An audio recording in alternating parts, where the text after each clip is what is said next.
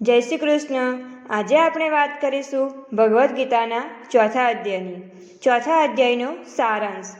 ભગવાન શ્રી કૃષ્ણે અર્જુનને કહ્યું, મેં સૂર્યને કર્મ બ્રહ્માંડ પણ યોગ કહ્યો। આવું જણાવતા અર્જુન તે બાબત શંકા વ્યક્ત કરે છે।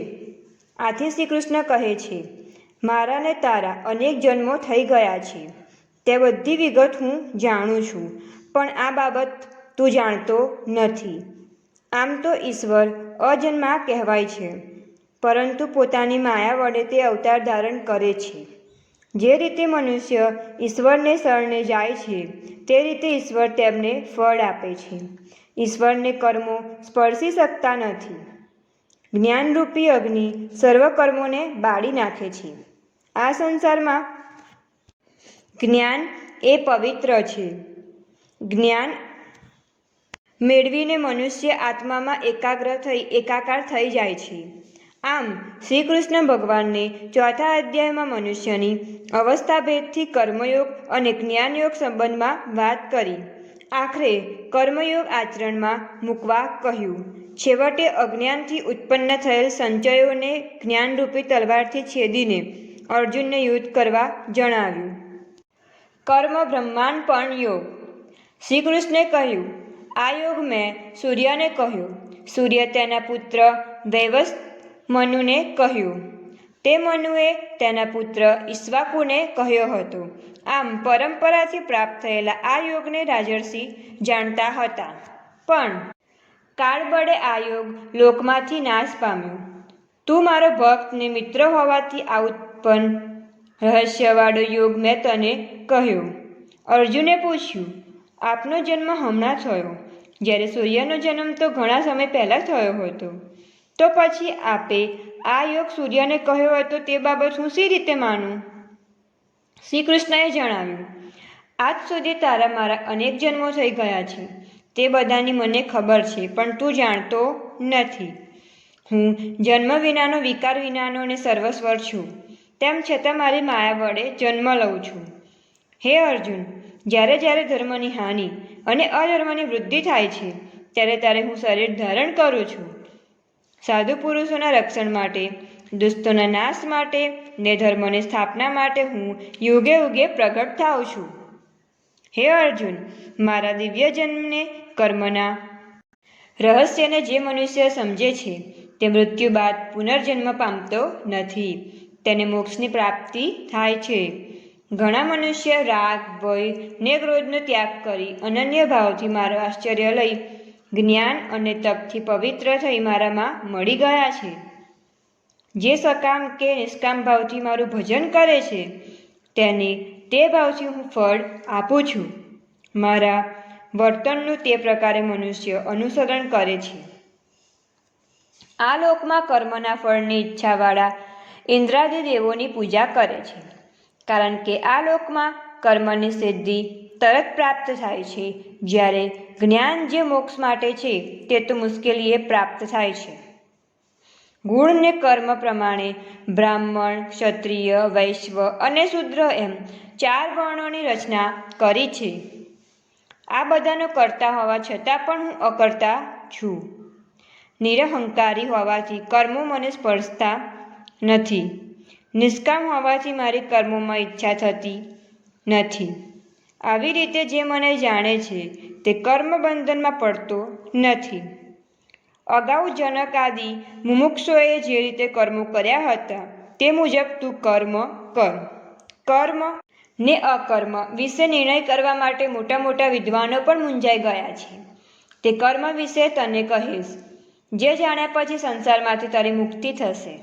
કર્મ, અકર્મ અને વિકર્મનું રહસ્ય જાણવાની જરૂર છે, કેમ કે તેની ગતિ ગહન છે। જે મનુષ્ય ફળની આશા વગર કર્મો કરે છે ને જ્ઞાનરૂપ અગ્નિથી જેના કર્મો બળી ગયા છે, તેને વિદ્વાનો પંડિત કહે છે। જે કર્મને કર્મફળમાં ઈચ્છા નથી કરતો, નિજાનંદનમાં તૃપ્ત રહે છે, કોઈનું આશ્ચર્ય લેતો નથી, જે બધી આશાઓને ત્યાગ કરી અંતઃકરણને શરીરને વશમાં રાખી બધું છોડી શરીરના નિર્વાહ માટે કર્મ કરે છે, તેને પાપ સ્પર્શી શકતું નથી। જે લાભથી સંતોષ માને ઠંડી ગરમી, સુખ દુઃખ, હાનિ લાભ સરખા જુએ. દેશભાવ ન રાખે, સિદ્ધિ અસિદ્ધિમાં સમબુદ્ધિ રાખે, તે કર્મ કરે છતાં કર્મબંધનમાં પડતો નથી. જે નિષ્કામ છે, રાગ દ્વેષથી મુક્ત છે, જ્ઞાનવાળો છે અને પરમાત્મા અર્થે કર્મ કરે છે, તેના સઘળા કર્મો વાસના સાથે નાશ પામે છે. અપર્ણ કરવાની ક્રિયા બ્રહ્મ છે. હોમવાનો પદાર્થ બ્રહ્મ છે. બધાના બ્રહ્મ ભાવે સ્થિર છે, તે બ્રહ્મને પામે છે. કેટલાક કર્મયોગીઓ ઇન્દ્રાદિની પૂજા કરે છે. જ્ઞાન યોગીઓ યજ્ઞાદિ બધા મોરને બ્રહ્મમાં વિલીન કરે છે. તેનું નામ જ્ઞાન યજ્ઞ છે.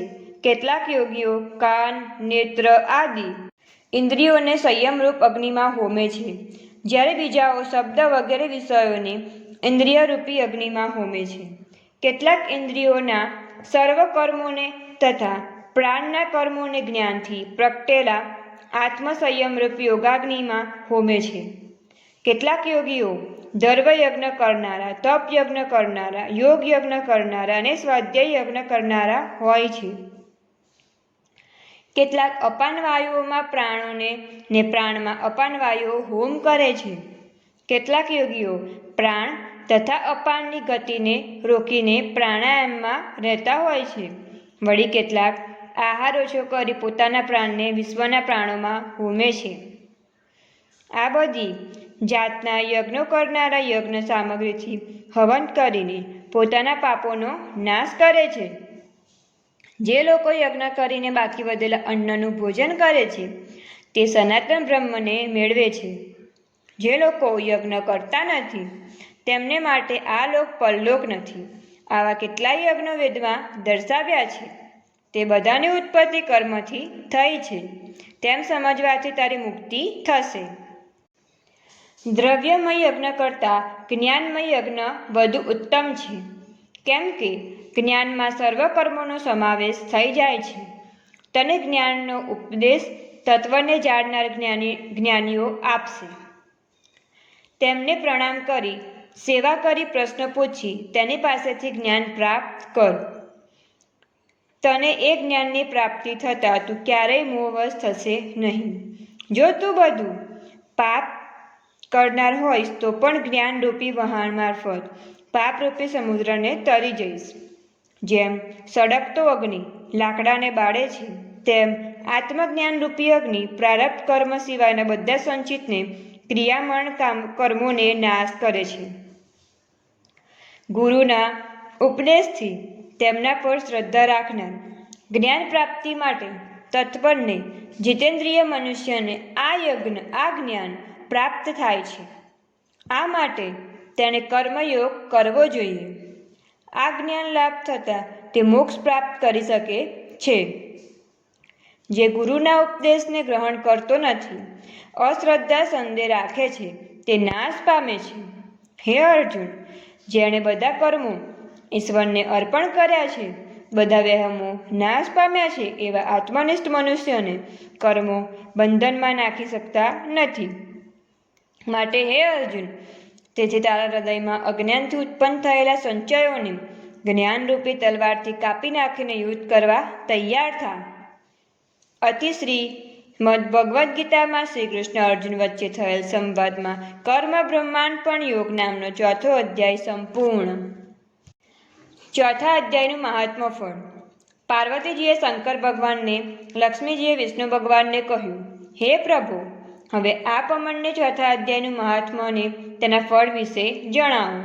આથી કરી શંકર ભગવાને પાર્વતીજીને, વિષ્ણુ ભગવાન લક્ષ્મીજી મુજબની કથા સંભળાવી.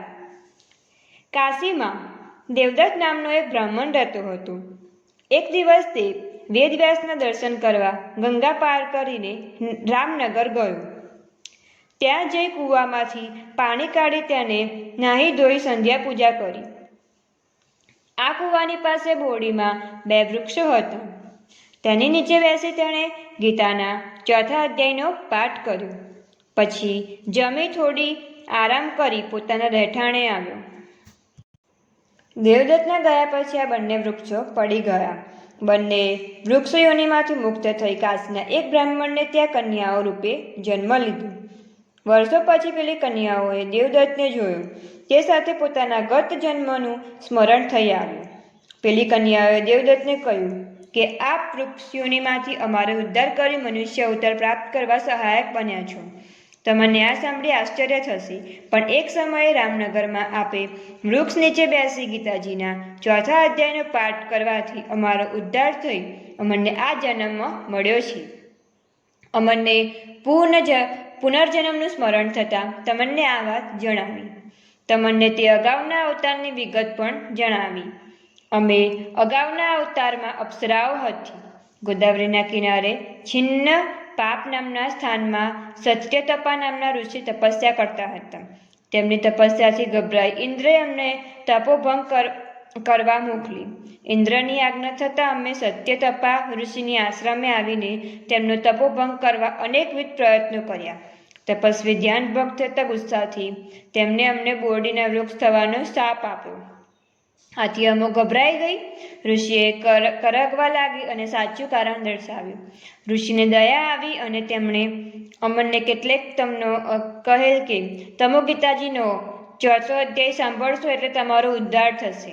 આ બંને કન્યાઓ હંમેશા 4થા અધ્યાયનો પાઠ કરવાની મૃત્યુ પછી સ્વર્ગમાં ગઈ. આ જ રીતે દેવદત્ત મૃત્યુ પામતા વૈકુંઠ લોક પામ્યો.